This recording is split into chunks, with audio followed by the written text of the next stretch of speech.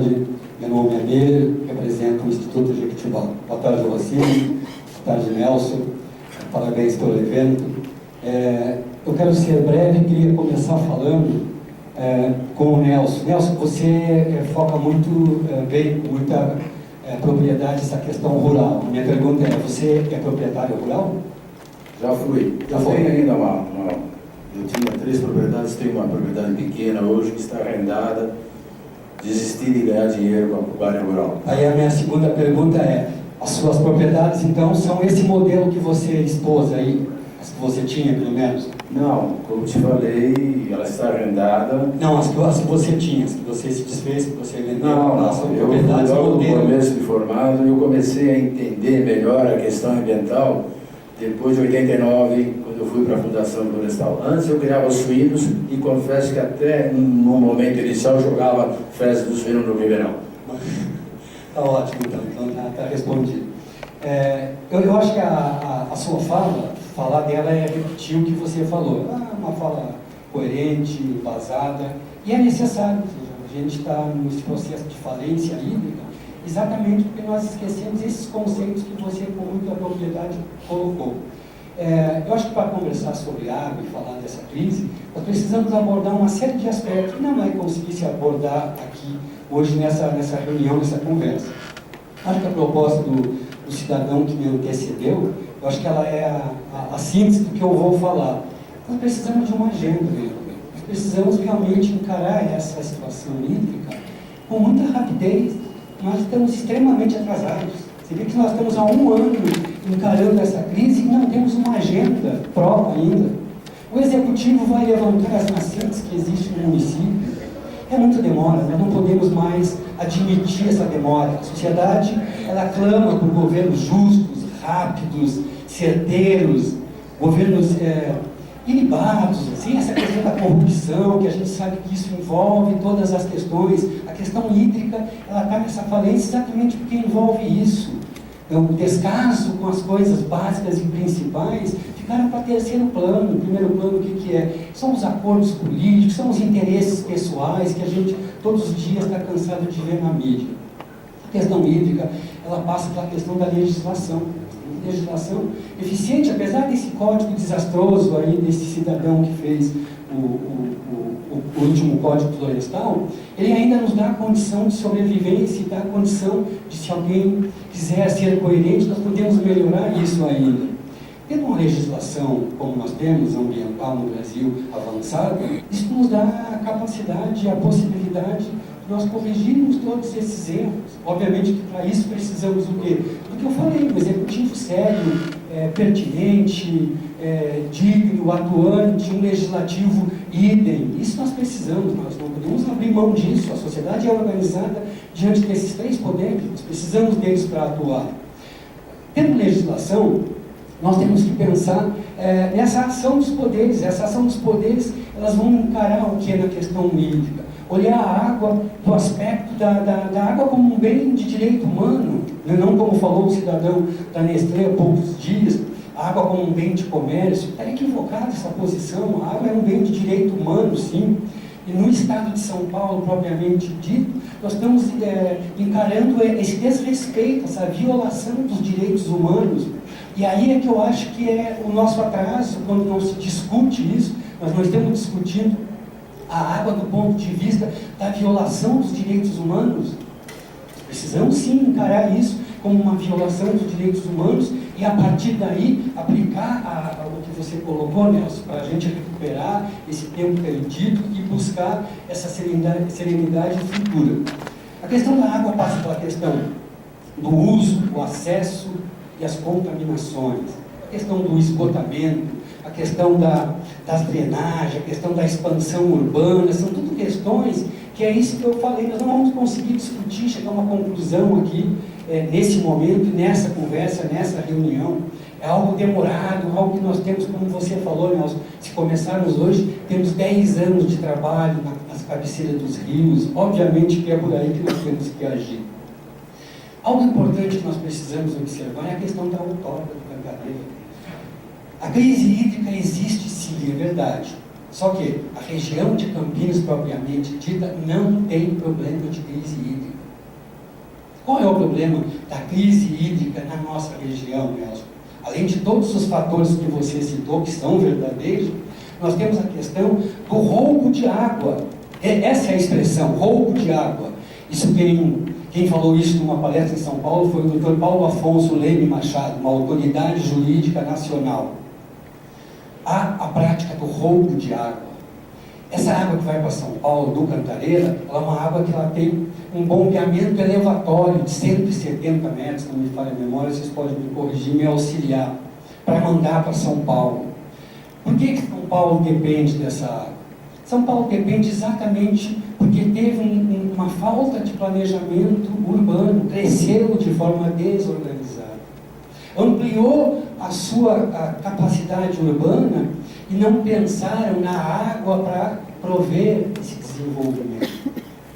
E o que aconteceu? São Paulo teve que vir para o Cantareira, pegou água, literalmente nesses modos que o Dr. Paulo Afonso cita, rouba a água de uma bacia, leva para outra, desperdiça a água, que é o que se falou aqui, o desperdício de água. São Paulo leva do Cantareira 31 metros, é a outorga, 31 metros por segundo. Perde 40% dessa água, desperdiça 40% dessa água tratada. 40% de 31 metros são 12 metros. As barragens que o governo do estado quer fazer na região de Pedreira e Amparo, elas vão produzir juntas 8, 9 metros cúbicos de água por segundo. Se São Paulo parar de perder água, nós temos muito mais do que a construção das barragens. Precisa ser inteligente para entender isso? Claro que não. É uma matemática, uma conta simples. O que nós precisamos? Sermos cidadãos decentes. E até hoje eu não vi, na região de Campinas, ninguém levantar a voz e defender essa água que é da nossa bacia. Eu vou em várias reuniões, o Nelson sabe, eu encontro o Nelson seguidamente, eu nunca ouço ninguém defender a bacia do PCJ como a bacia produtora de água para a região da metropolitana de Campinas. Isso está errado, nós não podemos mais fingir que nós não estamos vendo isso. E nós cuidando dessa questão da outorga do Cantareira, aí nós vamos precisar, obviamente, a olhar que nós temos água. Eu não estou falando aqui, vereador, que nós não devemos dar água para São Paulo, em absoluto, em absoluto. Quero deixar consignado que a água, pelo motivo que eu falei, é um direito humano, nós precisamos sim mandar água para qualquer um que precisar. Agora, nós não podemos deixar a nossa água, que nos faz falta, ir para o vizinho para ele jogar no lixo. É isso que nós não podemos. Feito isso, nós temos que analisar a questão dos passivos ambientais, Nelson. Olha o tamanho dos passivos ambientais que nós temos na região. Quando que se tratou ou quando vai se tratar dessa questão desses passivos? Nós precisamos com muita urgência, vereador. Por isso que eu acho oportuna a colocação do cidadão que me antecedeu, para que nós instalemos uma agenda de atividades, de discussões, enfim, para a região. E não é Campinas que precisa disso, não, vereador. Todas as cidades abastecidas pelo sistema Cantareira precisam implantar esse sistema, sim, nós precisamos. Então, eu queria agradecer a oportunidade da fala e deixar aqui mais uma vez também essa colocação da necessidade dessa agenda que nós temos, vereador. Muito obrigado. Obrigado. Nós tínhamos pautado e levar essa reunião até às 16 horas, até porque a TV Câmara também tem outra programação, mas aproveitando a fala do Miller, é pena que na reunião passada você não pôde participar, acho que coincidiu com uma reunião do Condema. Nós fizemos exatamente essa discussão aqui na Comissão de Meio Ambiente. Nós tivemos um representante do consórcio do PCJ, tivemos um representante da Sanasa, tivemos um representante da Sabesp, tivemos um representante do Ministério Público, do GAEMA, que tem feito atuação nessa área, né? Com esse enfoque. Primeiro, naquele momento, a gente focou muito nessa necessidade de trabalhar os parâmetros para a renovação da outorga do sistema Cantareira, à luz da realidade da região dos municípios da bacia do PCJ. Né? O doutor Rodrigo, inclusive Garcia, o Sanches Garcia, o promotor, ele colocou com bastante profundidade como é que o GAEMA, olhando a legislação, tem atuado, inclusive questionando a forma da Sabesp divulgar os números. Olha, estamos com 19% do Cantareira, na verdade não estamos com 19%, estamos com menos, né, 20%, quer dizer, nós iniciamos esse novo período de estiagem com estoque de água no sistema inferior ao do ano passado. Então, na verdade, essa reunião, ela faz parte de uma agenda que a gente vem desenvolvendo, ela não está isolada. A gente, com vistas até a tentar colher contribuições, porque paralelamente isso está acontecendo as discussões da construção do plano diretor de Campinas, a gente quer acoplar as duas coisas.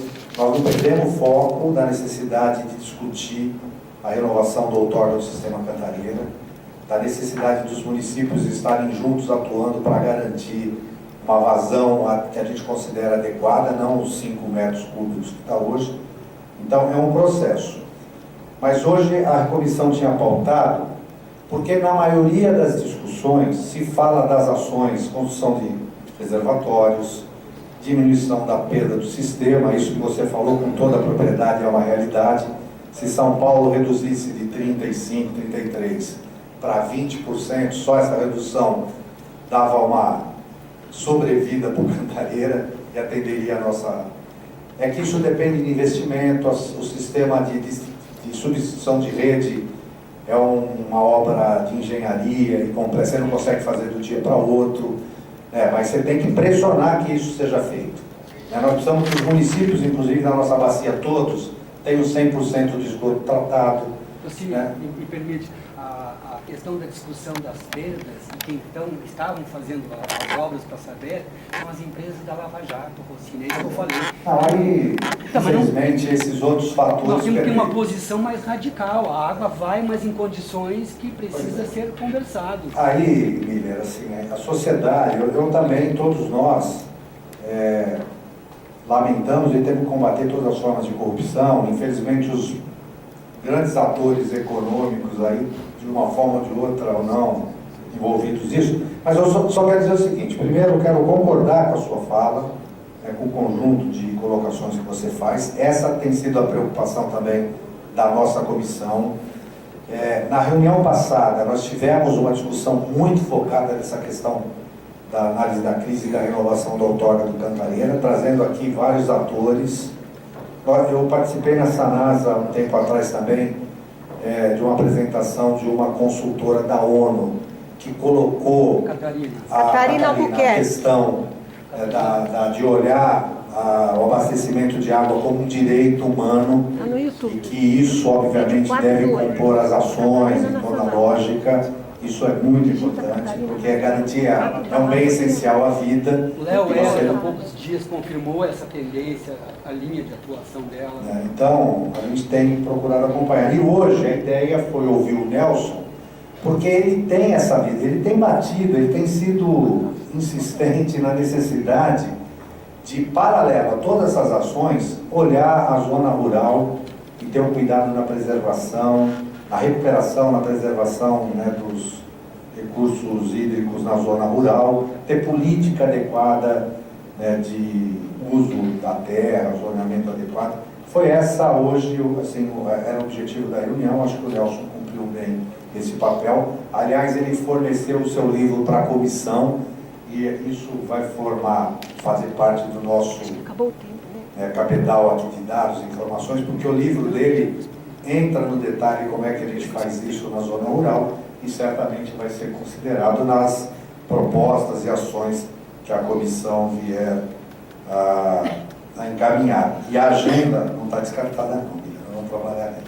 Eu quero já falar em agenda, a nossa próxima reunião da comissão vai ser no dia 10 de junho. E aí, onde nós estamos programando a vinda do secretário para ele detalhar com maior profundidade as ações que o município tem feito, não só para a questão da crise hídrica, mas para o conjunto de ações da política ambiental. Então, Com essas falas, eu queria só devolver agora a palavra para o Nelson, para que ele pudesse fazer as suas considerações finais, agradecendo mais uma vez a sua presença, né, para que a gente possa encerrar a nossa reunião.